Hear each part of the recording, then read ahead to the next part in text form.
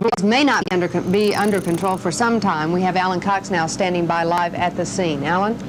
Pat, we're told here that 100 firefighters are still on the job in downtown Minneapolis, and there are dozens other police for crowd and traffic control.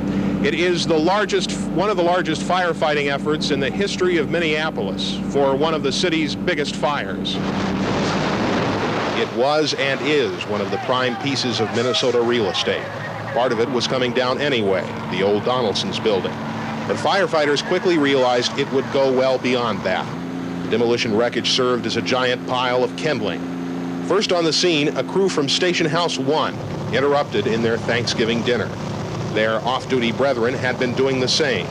Eating turkey dinner. And we turned on the news and we saw the fire and they said, general alarm, come on, all men off duty, come to work. Report to work, and that's what we did.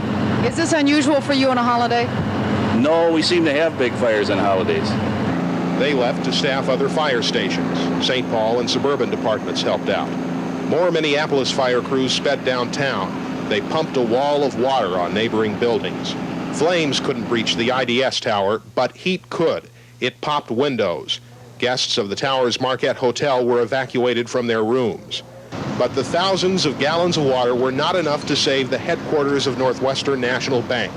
Fire jumped to the upper floors of the building, the bank's administrative offices. The fire moved up in the high-rise and down toward the lower levels. All of our records, of course, are carried in duplicate, so those will have to be duplicated and will be costly and time-consuming, but will not cause us any great problem. Beyond the equipment and records and money, the bank contained history, typified by an exhibit of the Jenny, the first airplane of Charles Lindbergh. It escaped the early stages of the fire, but smoke and water had poured into the exhibit area. Firefighters early on could not be sure holiday workers had escaped the bank. The people in charge of that side will be doing a search. We just found out about it right now, and the men are on their way over there to explain what and where they may be, if they are. And they will institute a search at this time. Onlookers were drawn to the fire, some who'd been downtown to browse Christmas displays, some attracted by news reports or the eerie glow. One of the onlookers was the city's mayor, praising the emergency workers, but admitting the best they could do was keep the fire from spreading. When you think of the modern construction downtown, you just don't expect a fire of this kind.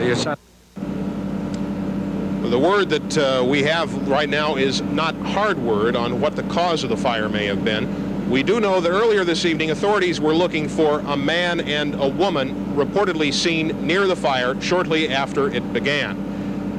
We do not have official word that the fire is under control at this point, but from the mall side, all we can see is smoke. The flames of that block from the mall side have all disappeared. We're told by the authorities that there has been no hard information yet on whether there were any casualties inside the bank building, but there's no indication of any at this time. The most serious injury we've heard of is a fireman who apparently wrenched his shoulder and is far from in serious condition. And also, some of the merchants in the downtown area surrounding this block are here tonight trying to board up some of the windows that were blown out by the radiant heat and trying to contain the damage to their merchandise. But the indications for now are that the merchants in downtown Minneapolis will be open tomorrow on a regular schedule for what is the busiest retail day of the year. Pat?